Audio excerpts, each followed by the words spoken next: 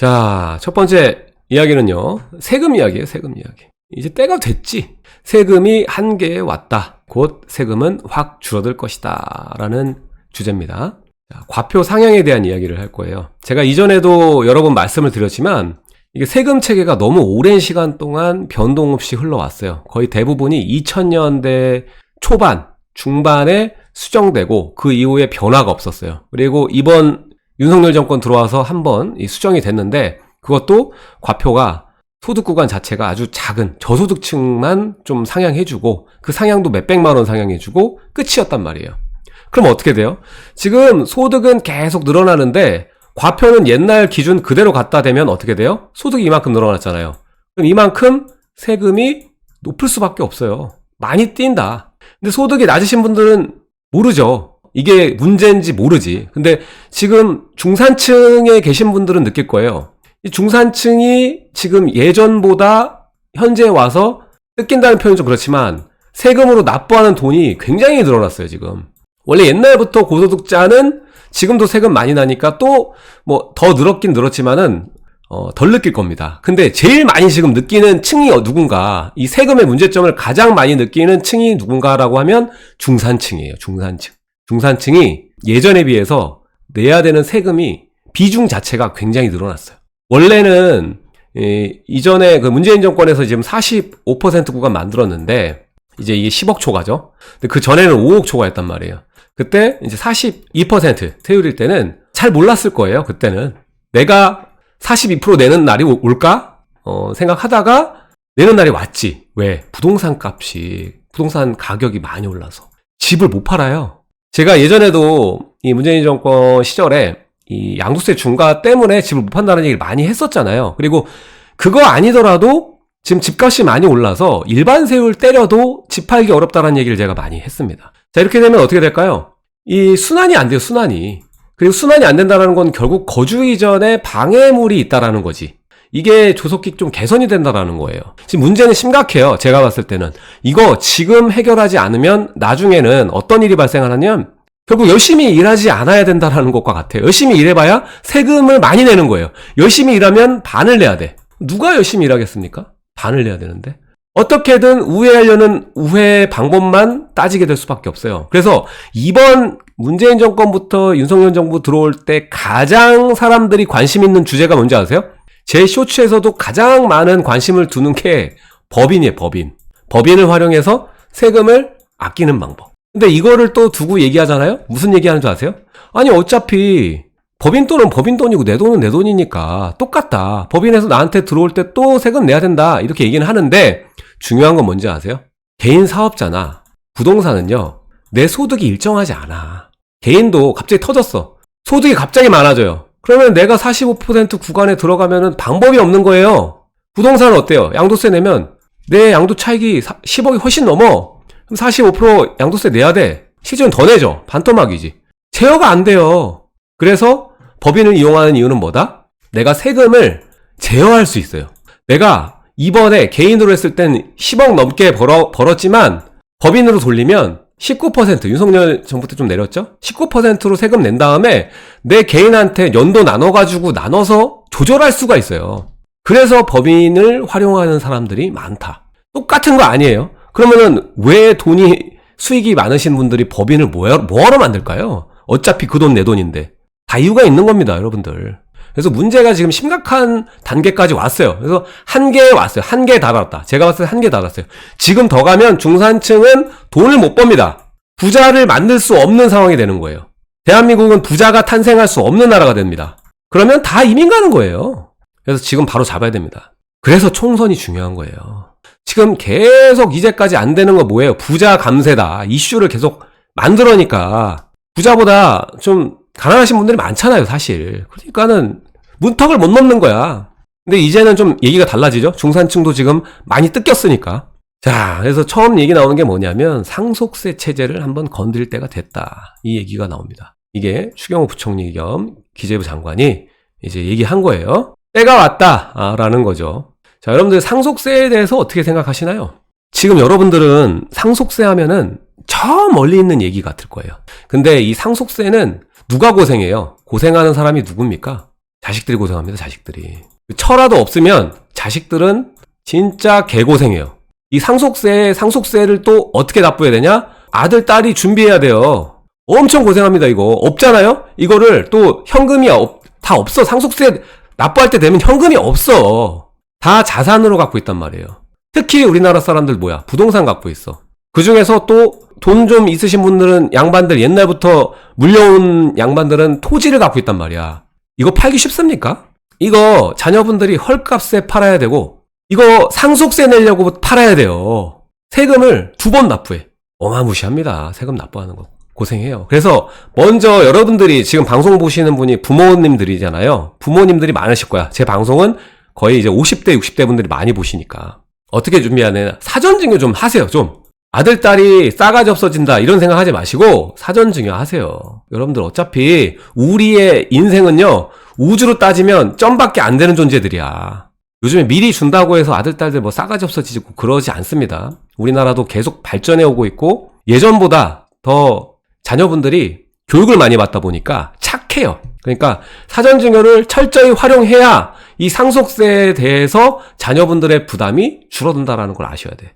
그리고 왜 추경호 부총리가 상속세 체제를 건드릴 때가 됐다라고 얘기했는지를 한번 우리 보시자고요. 제 생각은 그래요. 지금 상속세를 처음 얘기를 하는데 이뿐만 아니라 상속세를 왜 먼저 얘기를 꺼내는 것 같아요, 여러분들? 아니, 소득세도 있고 증여세도 있고 양도세도 있는데 왜 상속세부터 얘기를 할까?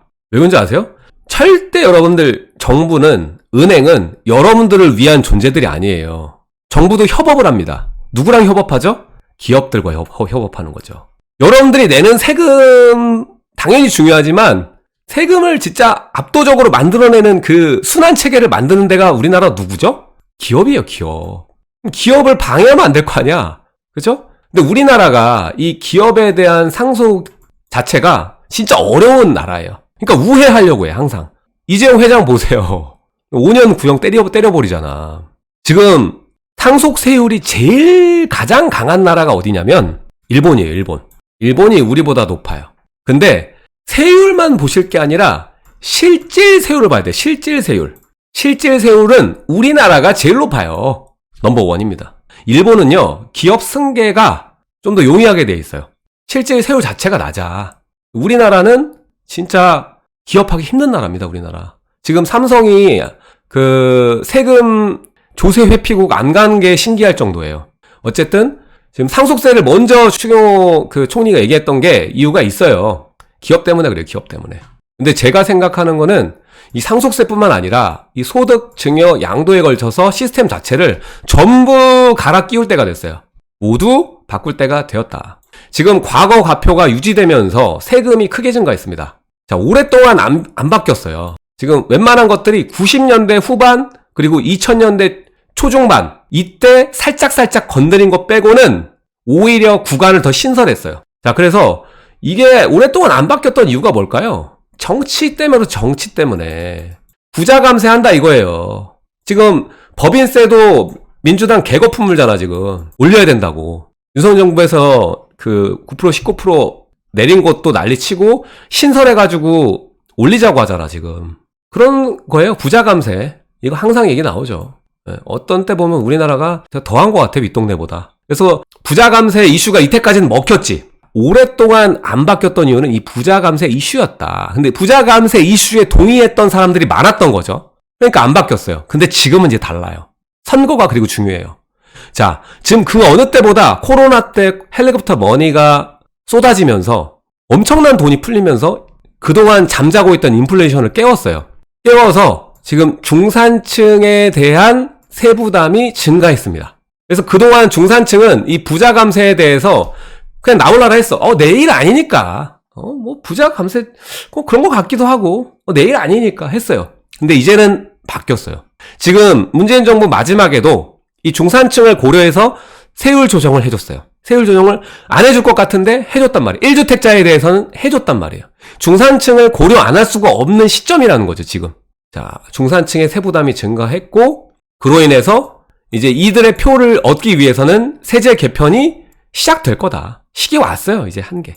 자, 보면 이거 보면 기가 막히죠. 2002년부터 2022년까지 상속세 과세 인원에 대한 추이를 뽑은 건데요. 자, 보면 2002년 요 정도예요. 요 정도 인원 명수예요. 1661명. 근데 불과 20년이 흐른 지금은 거의 16,000명 정도가 몇 배야 이거 몇 배. 10배 수준이에요. 10배. 그리고 심지어 이때를 기점으로 보면은 급등해. 2018년부터 문재인 정권 들어왔을 때 이제 집값이 한창 오를 때야. 이때가 18년. 이때가 9.13 나오잖아요. 그죠? 그리고 4월달 이때 양도세 중과 시작되잖아. 이때 기점으로 쫙 올라가요. 이때 8,000명에서 바로 그냥 이 2배 뛰기 되는 거예요. 2배 뛰기. 이때는 스물스물 올라온 거죠. 어떻게 보면 쫙 올라가는 거죠. 어마어마하게 올라간 겁니다. 문재인 정권 때. 자, 그래서 2017년 이때 장밋빛 대선 해가지고 문재인 정권 시작되는 그 시기죠. 서울 아파트의 평균 매매 가격이 6억이었습니다. 6억. 근데 지금이 이제 딱 2배죠. 현재 12억 수준이에요. 그렇게 되니까 무슨 일이 발생하느냐. 자, 상속세가 같은 아파트를 기준으로 했을 때 600 내던 게 이제 1억이 돼버렸어요. 이건 2배가 아니잖아, 지금. 이건 2배가 아니잖아요. 몇 배예요? 600 내는 게 6천이 아니라 1억이라고요. 거의 뭐 단순 계산했을 때 거의 20배 돼버리는 거죠. 그럼 이제 세금 내야 되는 사람도 그만큼 증가했다는 거예요. 자, 문재인 정권 말기에 무슨 일이 발생했어요? 종부세를 내야 되는 사람이 급증했단 말이에요. 종부세를 내야 되는 사람이. 1주택자도 급증했다고요. 근데 지금은 상속세 얘기를 하고 있죠. 지금 종부세도 만지고 상속세도 만지고 소득세도 다 만져야 되는 거예요. 옛날 과표대로 하면 이게 세금 내는 비율 자체가 증가하는 거기 때문에 가처분 소득도 줄어들고 세금 내려고 일하게 되는 거예요. 여러분들 많이 느끼고 계실 겁니다. 세금이 너무 증가했다라는 거를. 자, 지금 보면 시뮬레이션 볼게요. 이거 뉴스에서 발췌한 건데 15억 원 아파트 상속 시 세액입니다. 15억 아파트면은요. 여러분들 15억이면은 어느 정도 수준이에요? 그냥 마포 정도 아파트예요. 그쵸? 자, 근데 세금이 강남도 아니야. 강남은 이제 거의 20억 내외죠. 강남도 20억 내외고 이게 15억 정도면은 그냥 중간 등급 등기를 보시면 돼요. 자, 세액이 얼마냐면 이제 상속 재산가액이 15억. 그리고 인적공제 이제 일괄 5억 원. 이게 이제 배우자 공제가 있으면은 이게 안 내도 되는 거야. 근데 배우자 공제 없을 때 치는 겁니다. 장례비 공제 500만 원. 과세표준 과표 이제 9억 9,500. 산출세액 2억 3천만 원. 신고세액 공제에서 이거 빼주면 이 정도가 나온다라는 거예요. 15억짜리 아파트 하는데 상속세를 내셔야 돼. 2억 3천을. 자산이 축소돼 버립니다, 바로. 자, 근데 이 세금 수준은 딱 이해해볼게요. 지금 경제협력개발기 OECD 주요 회원국 보면요. 상속세 최고 세율은 일본이 이제 55, 한국이 50, 프랑스 45, 미국하고 영국이 40, 뭐 스페인, 아일랜드, 독일 이렇게 나옵니다. 자, 보면 일본이 가장 높지만 증여공제가 있어요. 이 증여공제가 자, 우리는 지금 이것도 문제야. 우리가 미성년자 2천만 원 공제해주고 그리고 성년은 5천만 원 해주잖아요. 그래서 성년 될 때까지 10년 하면은 총 해줄 수 있는 금액이 얼마다? 1억 4천 성년 됐을 때 해줄 수가 있어요. 근데 일본은 매년 1,400만 원씩 할 수 있어요. 매년. 자, 그럼 20년 하면 얼마예요? 한 3억 정도 되죠? 단순 계산했을 때. 여기서부터 일본이랑 비교하면 안 된다니까? 그리고 일본은 지금 우리나라 얼마 전에 결혼 증여 해줬잖아요. 1억 공제. 그거 나왔잖아요. 일본은 원래부터 있어. 결혼 공제. 그리고 양육 공제도 있어. 교육하는 거. 그런 것도 있고, 이 증여 자체를 딱 다 따지면은, 굉장히 많아. 6억 정도가 돼. 6억 정도. 6억 정도를 공제를 받아요. 우리나라는 1억 4천, 일본은 6억 공제를 받아. 증여할 때. 어마어마한 거죠. 뭐 여기다가 이제 집 살 때 주택 공제까지 뭐 다 받는 거 되게 많단 말이에요. 그러니까 일본은 가장 높지만 감면이 되게 증여 공제가 크고요. 거의 6억 가량이 되고 부동산 감면이 되게 커요. 자, 보면 일본은 노선가라는 게 있거든요. 자, 우리는 증여하면 지금 바뀌었잖아요. 또 시가로 해. 시가 없으면 감평가로 하거든요. 감정 이렇게 주변 시세 조사해가지고 하기도 하고. 근데 일본은요. 일단 거기서 한 템포 낮춰. 공식 지가에서도 내려가지고 노선가라는 거 만들어. 그러면 노선가가 공시지가의 80%예요. 그럼 상속세랑 증여세 산정 기준이 돼. 일본하고 우리는 비교 자체가 안 된다고 지금. 우리나라는 강탈하는 수준이에요. 삥 뜯는 거야 그냥. 이번 생 고생했어. 확 땡기는 거지. 근데 일본은 사전 증여하는 맛도 나. 증여공제가 매년 있고 크게 돈 들어갈 때 결혼 주택 구입, 교육 지금 해준단 말이에요. 공제를. 부동산도 이렇게 노선가라는 걸 만들어가지고 공시가보다도 낮게 한단 말이에요. 우리나라처럼 시가로 때리지 않는다고. 자, 그리고 다음 볼게요. 프랑스 45%예요. 근데 150억까지 면제예요. 자, 그리고 영국 볼까요? 영국은 증여세가 없어. 증여세가 사전증여 다 하면 돼요. 그냥 증여세가 없어. 그리고 상속세도 지금 폐지 추진 중이야. 자, 그리고 미국 볼까요? 미국도 40%인데 300억까지 면제예요. 우리나라랑 비교됩니까? 자, 그리고 독일도 증여세가 없고 500억까지 면제예요. 사실상 이거는 정말 부자들 있죠. 정말 부자들을 상대로 해서 상속세를 남겨놓는 거지. 근데 증여세가 없잖아. 근데 사실 따지고 나면 어떻다? 우리나라가 탑이다. 상속 탑이다. 100억을 만약에 우리가 남기잖아요. 100억을 그냥 시가로 때리고 그 다음에 40억 배우자 공제 못 받잖아요. 그럼 40억 세금이에요. 100억 시뮬레이션 돌리면 40억이 상속세예요. 자, 배우자 공제가 들어가면 그러면 26억이 상속세입니다. 자, 100억 똑같은 100억으로 하고 일본으로 따지면 일단 노선가라는 거를 적용받기 때문에 세금이 거의 안 나온다고 봐야 돼요. 일본의 경우 100억의 경우 40억 이게 아니라 거의 안 나와. 이 정도 수준입니다. 상속세를 건들 땐 진지게 됐어요. 이제까지 중산층이 나몰라라 했던 거야. 어차피 부자들만 세금 낸다고 생각하고 팔짱 끼고 있었는데 막상 우리들의 일이 된 거죠. 지금 현재 우리가 소득 평균이 거의 이제 300만 원 정도 내외일 거예요. 그렇게 따지면은 1년에 3,600만 원 정도 수준이죠. 예, 그러니까 보통 이 정도 구간에 들어간단 말이죠. 이 구간. 그러니까 윤석열 정부 들어와서도 만지는 세율은 어디다? 평균까지만. 이거 구간 만지는 거예요. 나머지는 그대로야. 변한 게 없어요. 이거 2000년대 초중반이에요. 초중반. 그때 그대로 따지는 그대로예요. 지금. 아니 소득이 계속 늘어나는데 보세요. 자, 15년으로 하고 비교해 볼게요. 지금 4인 가구 기준 연도별 기준 중위소득입니다. 계속 늘어나죠. 늘어나는데 이건 그대로라니까요. 과표는 그대로야. 그러면 어떻게 돼요? 소득은 늘어나는데 과표는 그대로라는 얘기는 뭐야? 세금이 늘어난다는 소리예요. 열심히 일해서 세금이 늘어난다는 소리입니다. 중요한 얘기죠. 중요한 얘기. 예, 과표가 지금 그대로라는 거야. 지금 이거 보세요. 이거 보시면 여러분들 기가 막히죠. 지금 이게 문재인 정권 때 만들어진 구간이 여기예요. 이게 여러분들 일이 될 수 있다니까요. 지금은 모르죠. 앞으로 한 10년 지나고 20년 지나고 이거 계속 안 만지면 여러분들이 이렇게 떼인다고요. 과표 상향 안 하면 여러분들이 이거 45%의 주인공이라니까요. 지금 이거 상속세, 종부세 다 똑같아요. 지금 중산층이 모르고 가만히 나몰라라 하고 있다가 저건 우리 얘기가 아니다라고 생각하고 있다가 막상 현실에 닥친 거예요. 지금. 그러면 지금도 중위소득이 이만큼까지니까 얘네들이 여기만 건드리는 거지 나중에 이런 식으로 넘어갈 거 아니에요. 근데 여러분들이 잘 살게 되잖아요? 무조건 여기 들어가는 거예요. 바꿔야 돼요. 바꿔야 돼. 우리가 바꿔야 돼. 증여세율 똑같아요. 상속세율이랑 똑같습니다. 30억 초과 50%. 이거 공제액 4억 6천. 이렇게 되는 거예요. 지금 중산층 직접 타격 받으니까 지금 분노하는 거예요. 지금. 원래는 내일 아니면 돼. 사람들 다 똑같잖아요. 내일 아니면 돼. 근데 내일이 됐잖아 지금. 내일이 되는 시간이에요. 지금이. 때가 됐다는 소리예요. 지금. 제가 제목에서도 말씀드렸죠. 누가 열심히 살고 노력할까요? 여러분들이 이제 연봉 1억 지금 가지고 이 연봉 1억 월 소득 1,000만 원 지금 사회에서는 이게 이슈잖아요. 근데 조금만 지나면 이제 연소득 10억 벌기 이거 나올 거예요. 10억 벌기. 그럼 벌면 뭐해? 세금이 다 가져가는데. 과표는 수정 안 할 거예요. 지금 1,000 벌어봐야 세금 많이 떼이죠? 보세요. 1,000이면은 1억이잖아요. 1억이잖아요. 그럼 구간 어디 들어가요? 여기 들어가잖아. 여기는 중위소득을 넘어가기 때문에 정부에서 안 바꾼다니까요. 그럼 여러분들 세금 이만큼 떼이는 거야.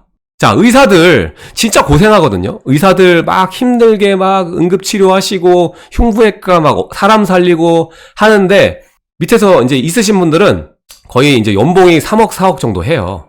근데 이게 어떻게 되냐? 반토막 납니다. 열심히 여러분들은 사람을 구하는 일을 하시는데 이제 1년에 가져가는 게 한 2장 내외입니다. 2장 내외. 이거 의사분들 되게 힘들어요. 여러분들 열심히 자녀 공부시켜서 의사 시키고 싶죠? 근데 의사 시키면 진짜 힘들게 일하고 연에 1년에 2억 벌어야 된다니까요. 2억 번다니까요? 힘들게 진짜 일하고 막 누구보다 힘들게 공부하고 막 잠도 안 자고 가서 또 잠도 안 자고 사람 구하고 이런데 떼간다니까 이렇게. 와, 바꿔야 돼요 이거. 자, 그래서 지금 중요한 건 제일 필요한 건 뭡니까? 둘 중에 하나 해야 돼요. 과표를 상향하던가 아니면 공제를 확대해야 돼요. 공제. 아까 말했지만 우리 다른 나라처럼 뭐 100억이 됐든 500억이 됐든 상속 면제, 공제 금액을 확대시켜야 된다. 그리고 증여 공제는 필수고 증여 지금 어느 때 2천만 원, 5천만 원이에요. 이거 늘려야 됩니다. 공제 늘려야 됩니다. 그래서 이 둘 중에 하나는 해야 된다. 이게 왜 중요하냐면 아까도 얘기했지만 세금이 이렇게 떼이고 어느 정도 시간이 흐르게 되고 과표를 수정하지 않으면 열심히 일해야겠다는 생각이 안 들고 세금 내기 바빠져요.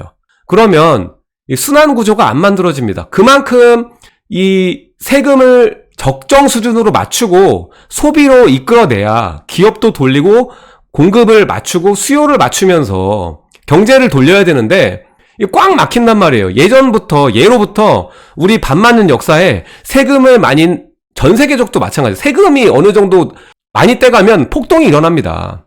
전복이 돼요. 전국 자체가 전복이 됩니다. 나라가 안 돌아간다고 살기 힘들어지고 세금이 많으면 먹고 살기 힘들어진단 말이에요.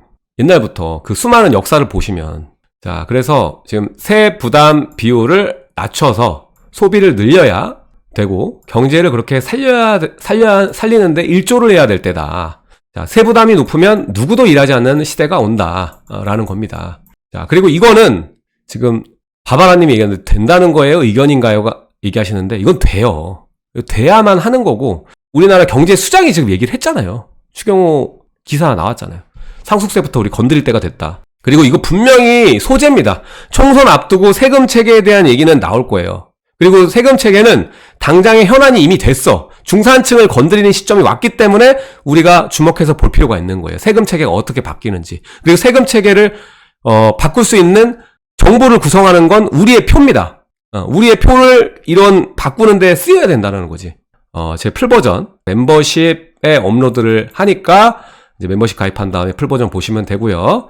또 수요일, 토요일 제 오프라인 특강을 하니까 그때 또 특강 들으시면 됩니다. 그래서 특강은 내용은 1, 2억 정도로 충분하게 서울과 분당의 요지에 재개발과 재건축을 투자하는 전략에 대한 특강 짧고 굵게 2시간 동안 하니까 이 강의 신청하실 분은 지금 고정 댓글 요거 신청 누르시고 하시면 됩니다. 그리고 멤버십 가입하시는 분은 제가 3가지 특강 올려놓은 거 그거 보시면 됩니다. 이거 보시면 24년에 여러분들이 어떻게 움직여야 될지 그 특강에 대해서 나오니까 또 가입해서 보시면 좋을 것 같습니다.